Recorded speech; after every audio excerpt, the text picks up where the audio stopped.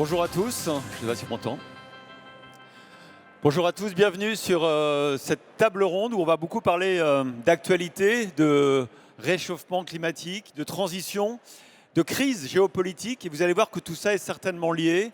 Comment les crises politiques, les guerres, la guerre en Iran, le Venezuela et autres conflits dans le monde s'expliquent en partie justement par et la transition et le réchauffement et la captation des ressources nécessaires à la survie dans ce nouveau monde. Pour débattre de sujets, vous l'avez compris, brûlants, j'invite à venir Agnès Pannier-Runacher, députée du Pas-de-Calais, ancienne ministre de la Transition, et Olivia Lazare, chercheuse associée au Berggruen Institute. Merci à toutes les deux. Je disais, on est en pleine actualité. Je pense que la guerre en Iran n'est pas tout à fait étrangère à tout ce qu'on va se dire dans un instant. On va parler évidemment de cette captation des ressources rares, de cette captation aussi des hydrocarbures et comprendre pourquoi tout cela finalement est très lié et à la transition et au réchauffement. Peut-être pour fixer un peu ce tableau, je vais vous demander, Olivia Lazare, de nous dire pourquoi, selon vous, la transition écologique, donc en fait le basculement d'une forme d'énergie à d'autres, a sans doute entraîné un bouleversement aussi des rapports dans le monde, des rapports notamment militaires, politiques, pour la maîtrise de ressources nécessaires à aller vers cette transition.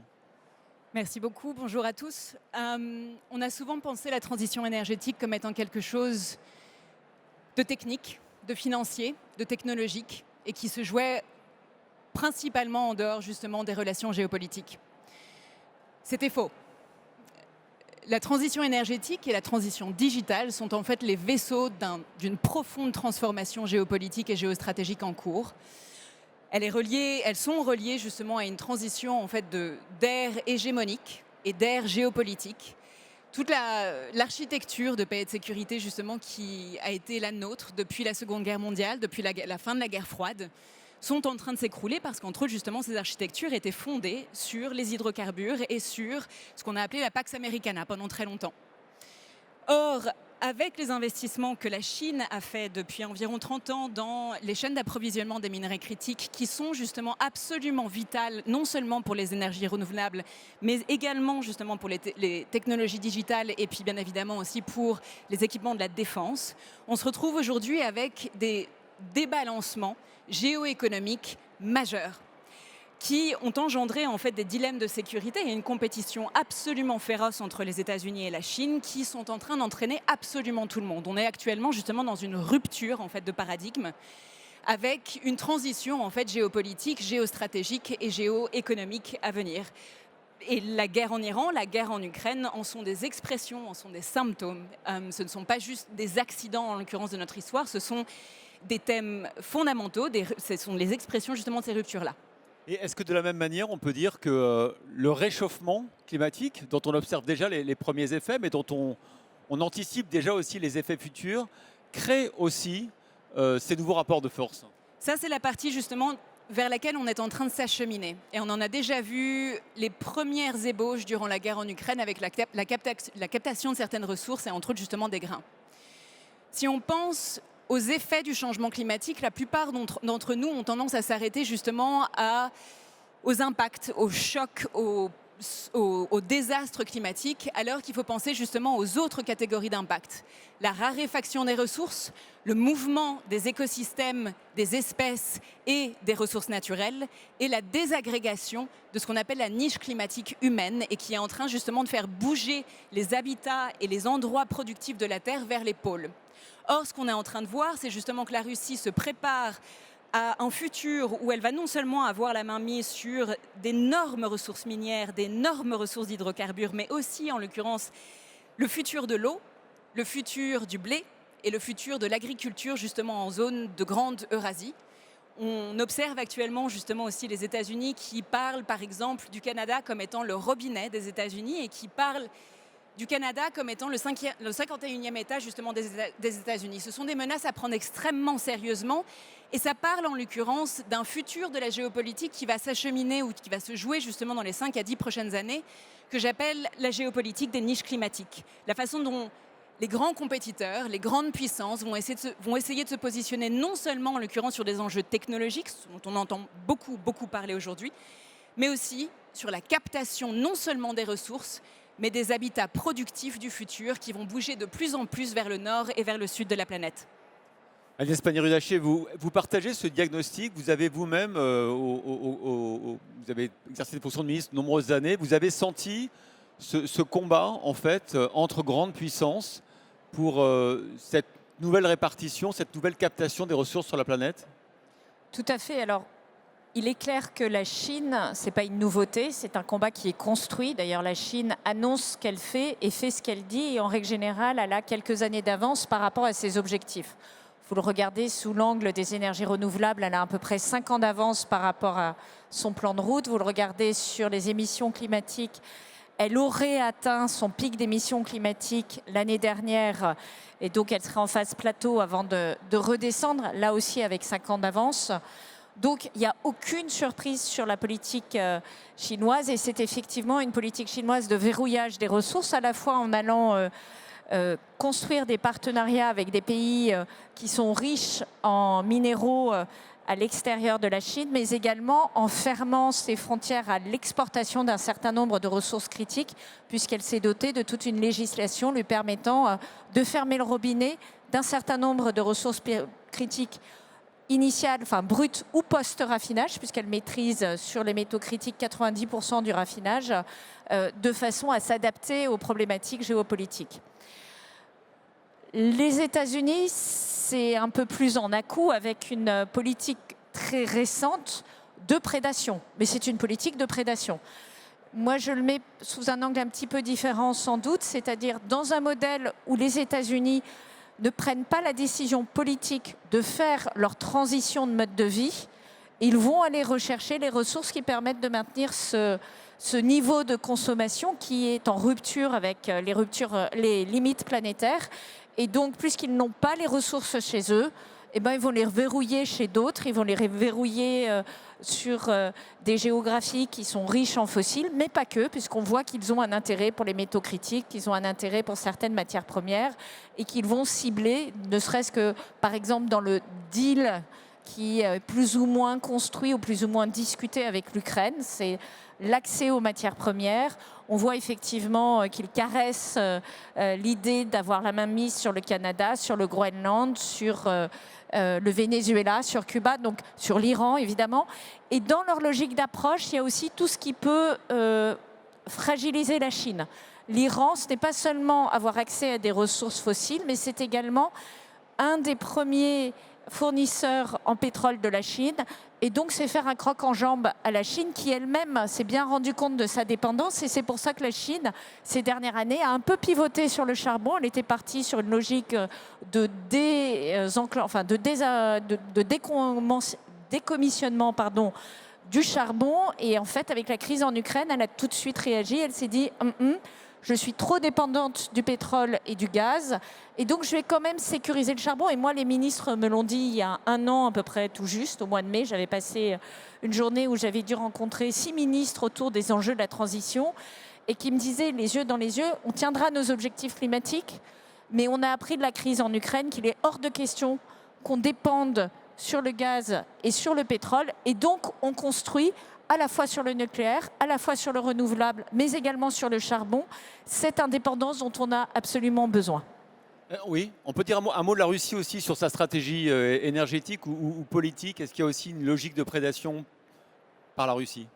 Alors, juste, c'est moins sur la Chine que je souhaite réagir, parce que Madame la Ministre l'a très bien expliqué, beaucoup plus sur les États-Unis. Actuellement, en l'occurrence, on a une scission entre la Chine, qui se définit comme le futur en fait, du modèle de l'électro-État, et les États-Unis qui restent en l'occurrence sur ce modèle de pétro-État. Mais c'est une étape.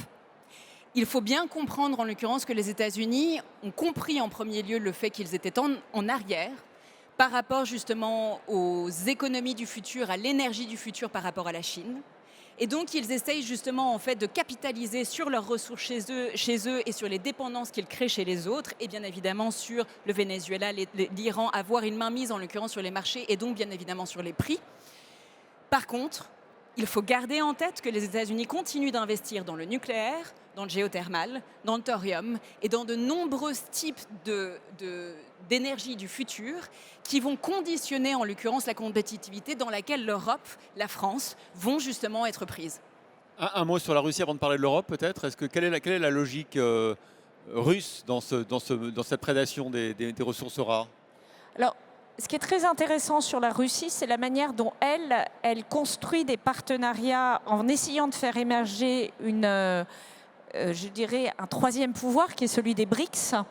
Donc Brésil, Russie, Inde, Chine. Et donc, en ayant ce partenariat avec la Chine, mais qui est une espèce de pâte d'œuf un peu complexe, qui n'est pas 100% allié, mais qui n'est pas non plus 100% en opposition, et plutôt dans un rôle de désorganiser les autres.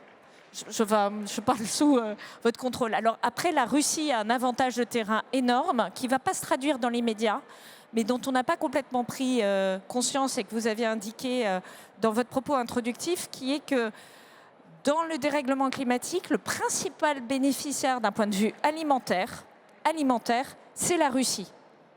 Et ça, c'est d'une violence absolue. Si vous voulez, la limite de culture productive du blé, elle passe en France à peu près au milieu du Pas-de-Calais, là où elle est beaucoup plus basse aujourd'hui.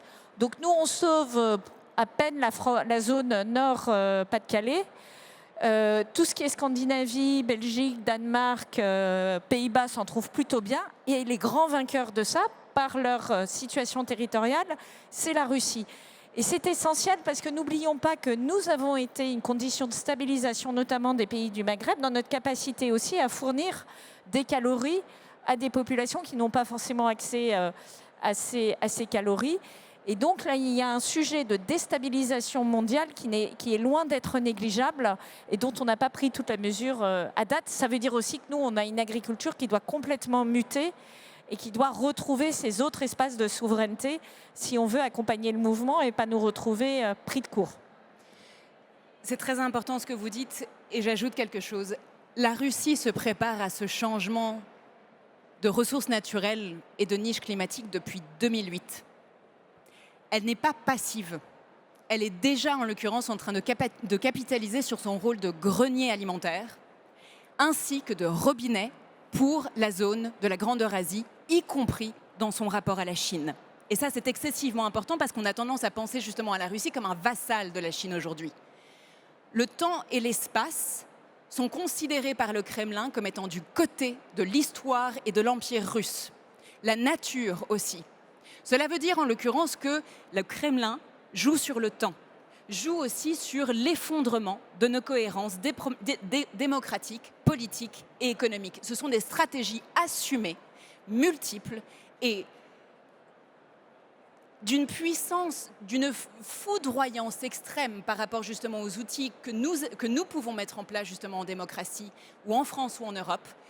Et c'est là où justement on se rend compte justement du fait que la Russie joue sur plusieurs tableaux en même temps. Dans son rapport de force par rapport à la Chine, bien évidemment, la Chine est beaucoup plus puissante actuellement, beaucoup plus systématique dans son rapport justement au marché de l'agriculture, au marché des minerais, au marché de l'énergie, dans son rapport à la technologie aussi. La Russie a surtout comme intérêt en fait d'effondrer l'Europe, d'effondrer la relation transatlantique et d'effondrer la cohérence démocratique et la puissance économique des États-Unis. Pourquoi ? Pour, au bout d'un moment, en fait, avoir accès à la technologie justement des États-Unis, ce qui lui permettra elle-même de rentrer en compétition avec la Chine. On voit en fait dans les textes russes et dans les stratégies nationales russes qui sont publiées depuis les années 2008 et dont les dernières éditions sont particulièrement parlantes, à quel point la Russie se positionne en l'occurrence comme la puissance montante et naturellement ascendante en l'occurrence du changement climatique.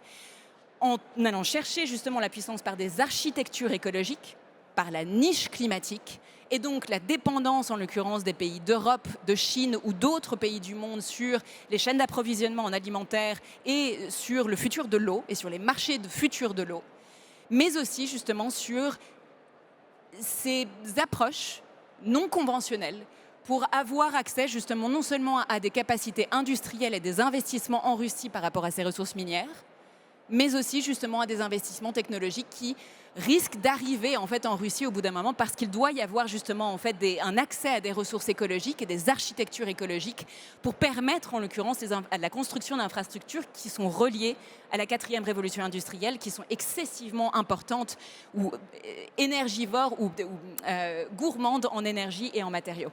D'ailleurs, la Russie était parvenue à une forme de dépendance de l'Europe avec le gaz notamment. Évidemment, ça a changé depuis la guerre en Ukraine, mais il y avait déjà une forme de...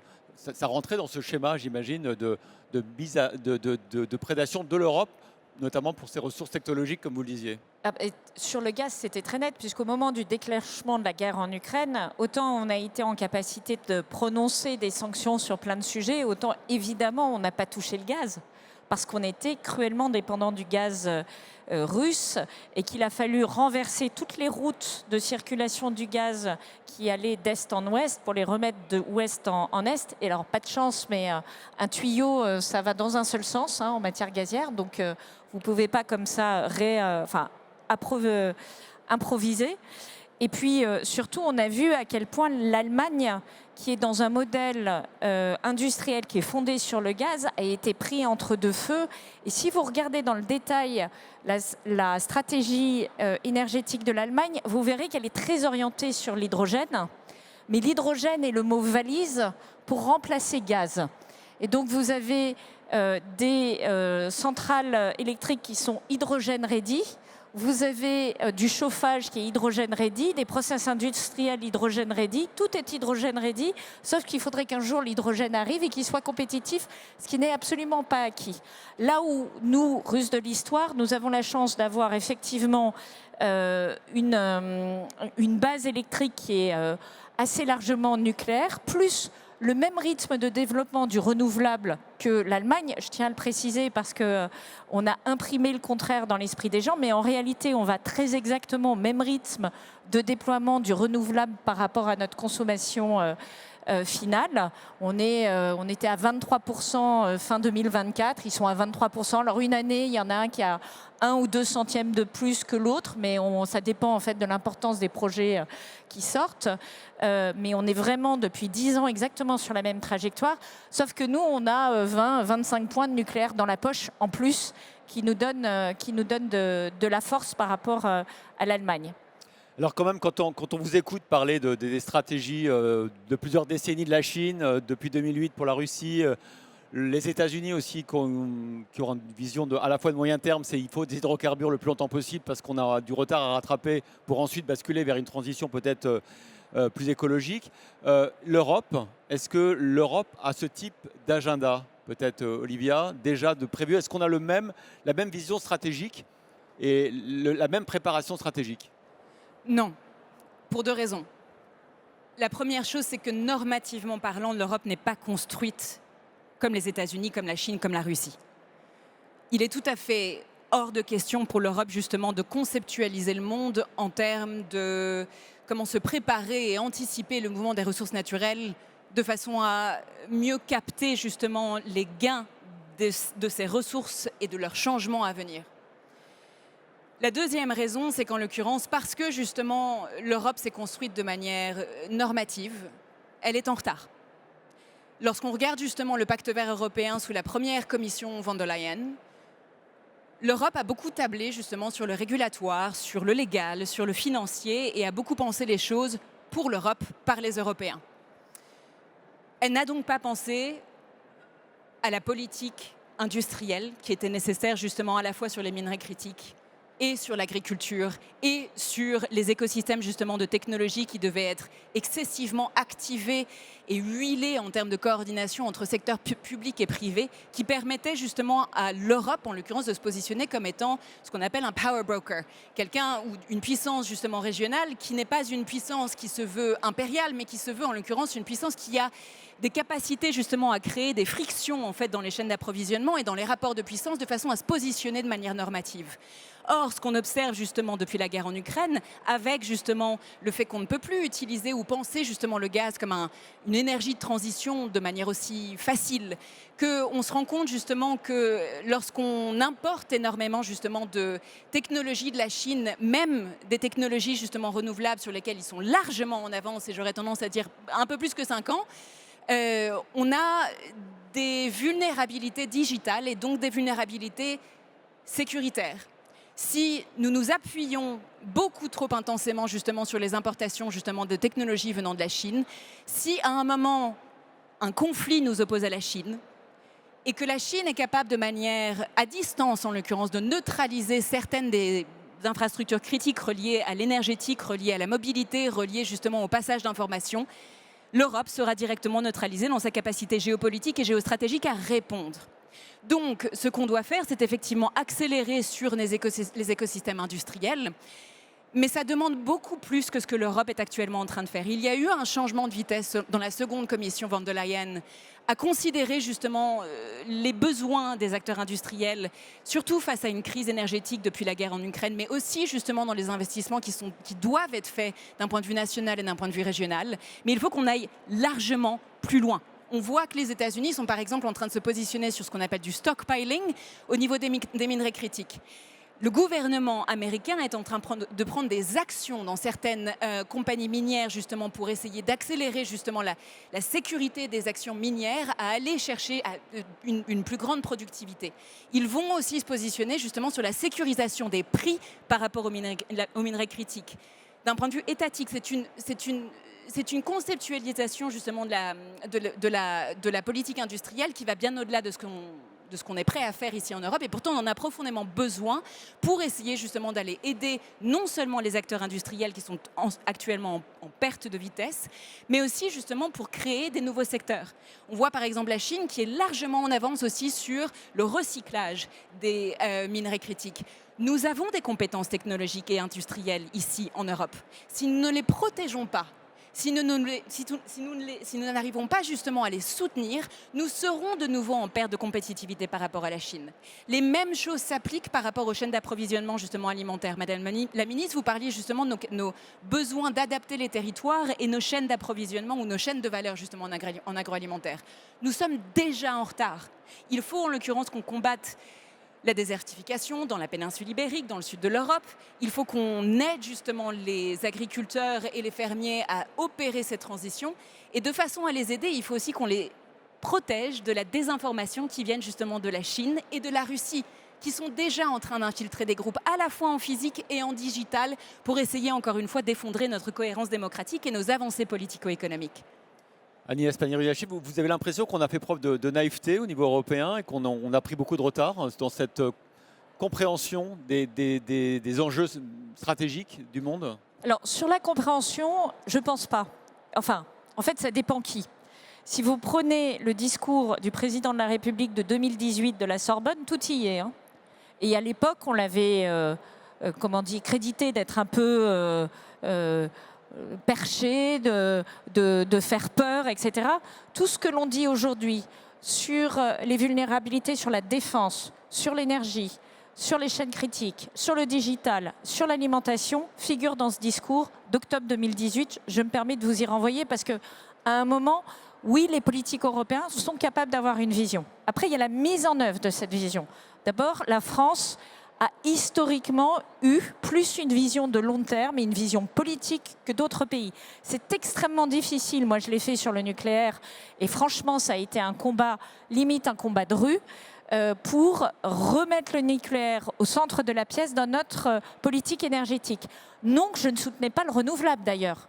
Et je partage complètement votre avis sur le fait qu'il y a des ingérences très claires étrangères pour essayer de nous faire faire du surplace.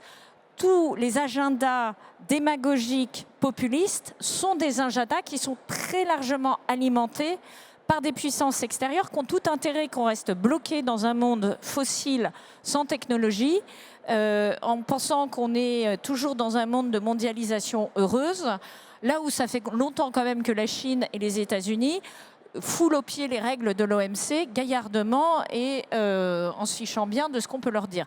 Donc il y a un vrai sujet de vision et de son passage à l'acte. Après, la France a été quand même assez, je dirais, instrumentale dans un certain nombre de politiques. Sur la défense, même si ça ne va pas assez loin, sur les matériaux critiques, le Critical Raw Material Act, qui est donc ce règlement sur les matériaux critiques, il est lancé au Conseil des ministres européens de l'énergie informel de Lens sous présidence française. C'est moi qui tiens, non pas de l'énergie d'ailleurs, de l'industrie à l'époque, j'avais la casquette industrie.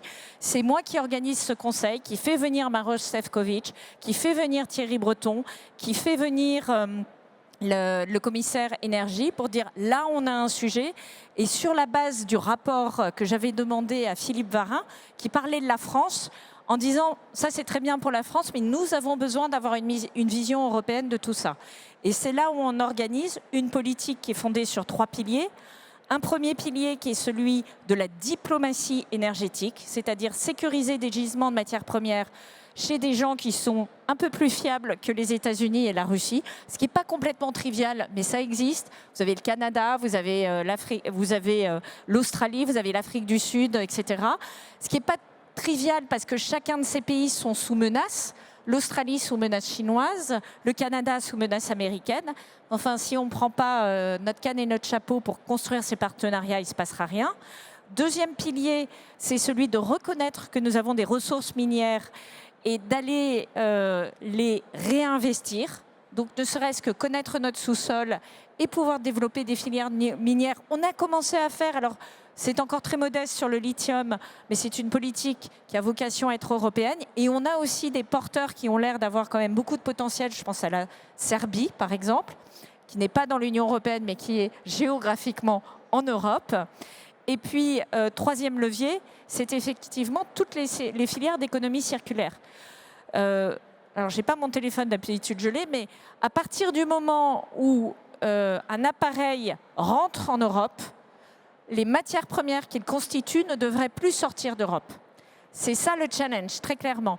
Et le problème, c'est quand l'économie circulaire est encore considérée avec une certaine forme de mépris, de condescendance, comme étant un truc de militant vert. Non, c'est un sujet de souveraineté absolument majeur, au-delà d'être un des leviers de réduction de nos émissions de gaz à effet de serre. Donc là aussi, on a des politiques qui ont avancé, on a effectivement des filières d'économie circulaire qui se construisent, on a des acteurs qui possèdent les technologies, mais le sujet, c'est d'éviter que la ressource, qui est le déchet, parte à des milliers de kilomètres en Chine et donc d'accepter d'avoir une certaine dose de protectionnisme. Évidemment pas un protectionnisme qui soit une incitation à mal gérer les boîtes, mais un protectionnisme qui soit à l'aune de celui qui s'applique d'autres géographies en disant si vous jouez avec mes règles du jeu, vous êtes bienvenus sur mon marché. Si vous jouez avec un poignard caché derrière le dos et qu'à la première occasion, vous êtes prêt à me poignarder, ça ne va pas le faire. Ensuite, je pense qu'on a aussi des raisons d'espoir. Moi, il y a 7 ans, sous l'égide du président de la République, on a lancé, dans les Hauts-de-France, une filière de batteries électriques. Objectivement, tout le monde nous disait que c'était impossible. Nous n'avions pas la techno, nous n'avions pas les filières d'approvisionnement, nous n'avions pas les clients. Aujourd'hui, vous avez 3 usines, 3 gigafactories qui produisent. Elles sont encore dans leur convergence industrielle, mais ce qui se passe à Douai est très intéressant parce qu'ils produisent de la batterie électrique pour voitures et ils sont en train de regarder de la batterie électrique qui pourrait permettre de gérer une partie de la volatilité des productions des énergies renouvelables. Donc de nous donner de la profondeur de jeu en termes de souveraineté énergétique. Et la filière est en train de se mettre en place parce qu'effectivement, lorsque vous créez un écosystème industriel, ça appelle les autres projets. XTC Orano à Dunkerque, Prologium à Dunkerque, qui est encore à l'état de première pierre. Vercors à Dunkerque, qui est en production démarrage. ACC à Billy-Berclos d'Ouvrin, qui est depuis 4 ans en production. Douai Envision, qui est en production. Batterie pour le recyclage de la black mass. Mekaware sur le site qui a été fermé de Bridgestone et qui reprend le flambeau. Tout ça, ça n'existait pas il y a 7 ans. Il n'y avait absolument rien. Et surtout, ce qui est intéressant, c'est que ça construit aussi l'innovation et ça donne de l'espace de jeu à nos petites innovations de start-up qui ne trouvent pas sinon des débouchés. Alors, on a des regrets. Il y a la batterie sodium qui est une façon de se désensibiliser complètement au nickel et au lithium, par exemple. Donc, et dont une partie des brevets sont partis, enfin en tout cas en Chine. Mais nous avons encore pas mal de réponses. Et c'est un transfert technologique chinois. Hein. Je veux dire, Envision, c'est un actionnaire chinois qui est en train de faire un transfert technologique, comme nous le faisions il y a 30 ans, de la France vers la Chine. Donc à un moment, il faut assumer d'avoir cette position peut-être un peu différente de celle où on était extraordinairement arrogant. On peut plus se permettre l'arrogance, mais s'ils veulent avoir accès au marché européen, et c'est absolument indispensable pour avoir de la croissance en Chine, eh ben, faut monnayer, et le prix, c'est le transfert technologique. Est-ce que ça vous rassure, Olivia Lazare? Je suis d'accord sur beaucoup de choses. Et juste une précision, je pense que la France, je suis d'accord du fait de sa politique nucléaire, du fait de ses capacités en termes de défense, à effectivement assumer une posture un peu plus au long terme que d'autres pays justement en Europe. Là où je parlais justement des pertes de vitesse, elles étaient plus au niveau régional, sachant que c'est là où en l'occurrence on a des vrais leviers d'action aussi qui sont très importants d'un point de vue financier. Donc j'abonde complètement dans le sens de Madame la Ministre et j'en rajoute peut-être sur une partie qui me semble aussi essentielle concernant justement les innovations technologiques à venir. En France, je sais qu'il y a des petits acteurs qui essayent justement de faire par exemple de la phytomine. La phytomine, c'est quoi? C'est aller planter justement certaines plantes qui ont des capacités de dépollution des sols et qui en même temps amassent une petite quantité de minerais.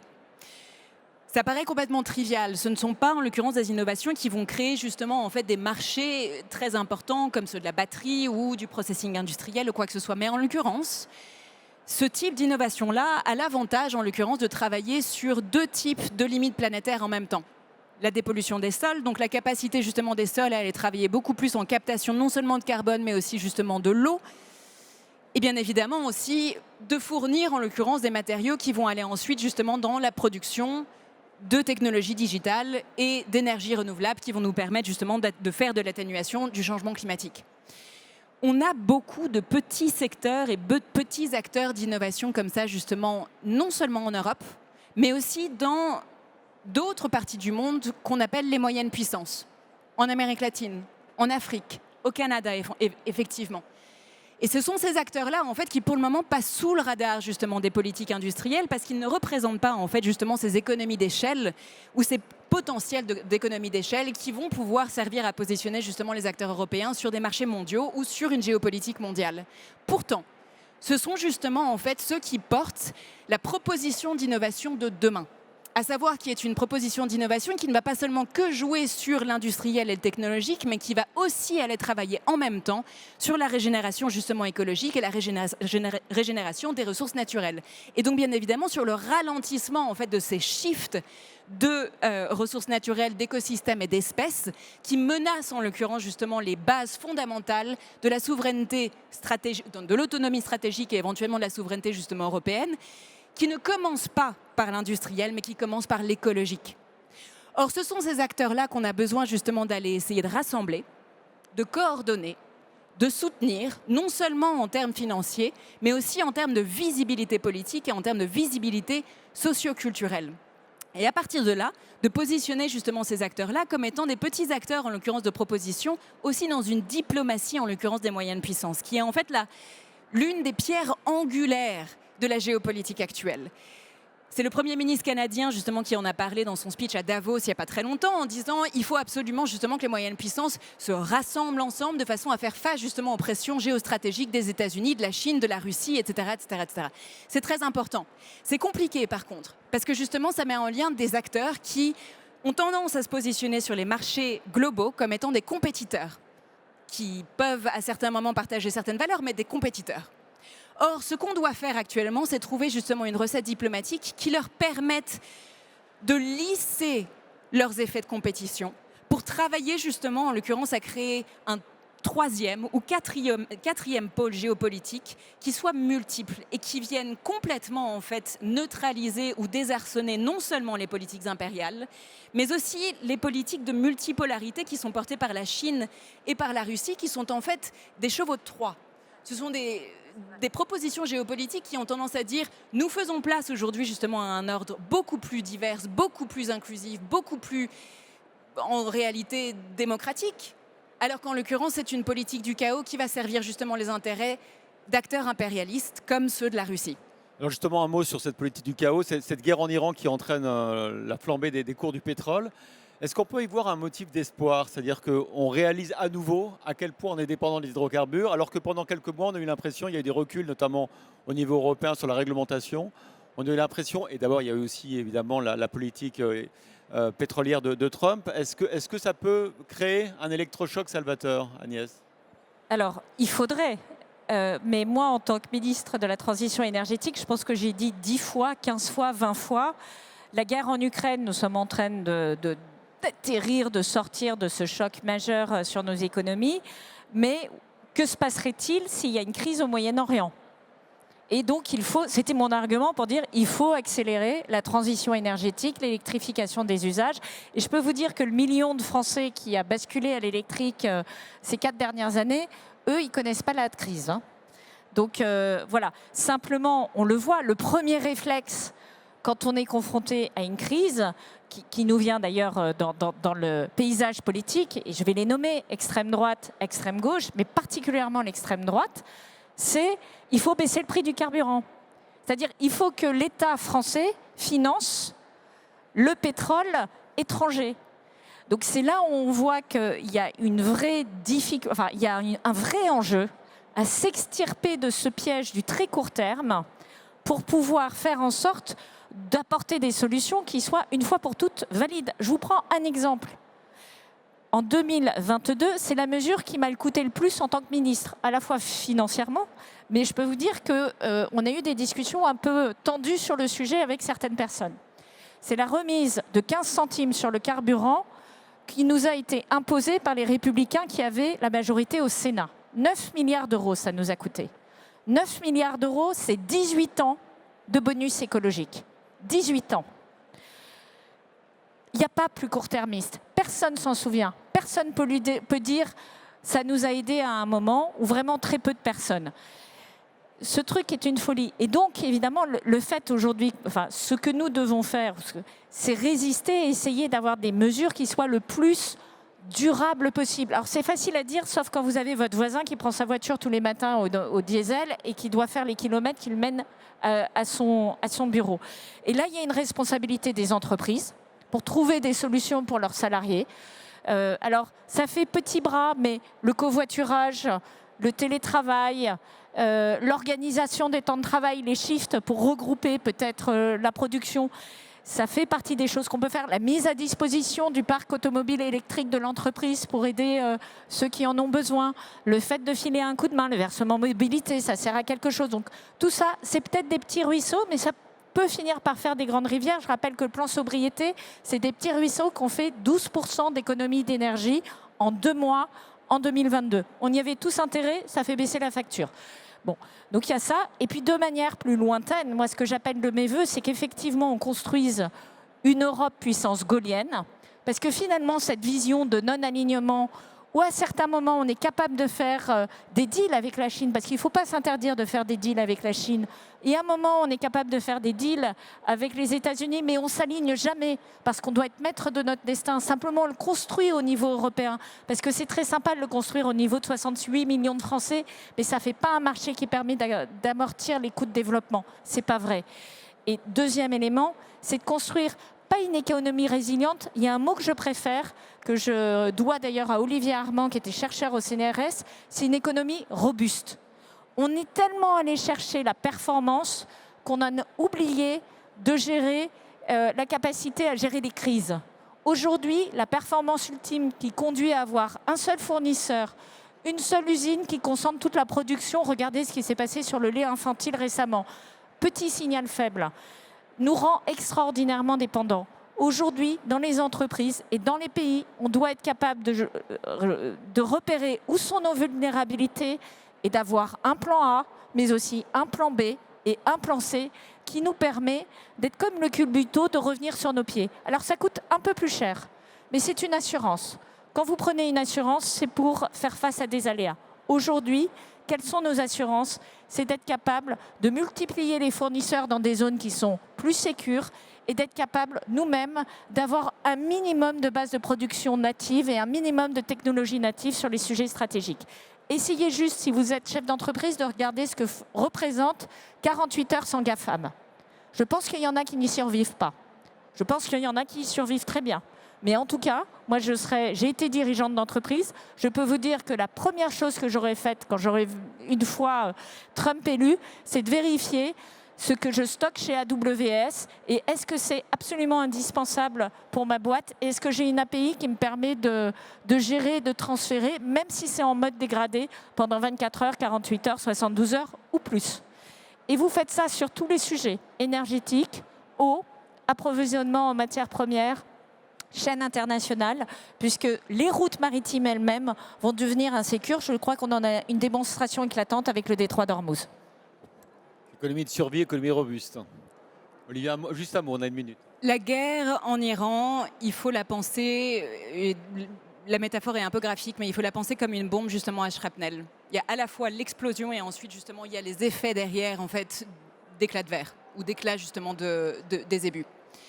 Il va y avoir des effets de fragmentation qui vont être extrêmement profonds et qui vont complètement changer la géopolitique justement de l'énergie dans les prochaines années. Il risque d'y avoir une grande marge de l'histoire accélérons justement vers une plus grande robustesse d'un point de vue énergétique dans beaucoup de pays. Par contre, si on regarde au niveau granulaire, justement au niveau de l'Europe, il se trouve qu'effectivement en France, nous avons une élection présidentielle dans la prochaine année et que les hydrocarbures, l'inflation, l'énergie, ce sont les talons d'Achille des démocraties. Ce qu'on risque d'avoir, c'est effectivement en fait des effets rebonds par rapport aux extrêmes. Or, si les extrêmes s'emparent, en l'occurrence de la présidence au niveau de la France, cela aura des effets rebonds sur la proposition, la capacité et la robustesse européenne.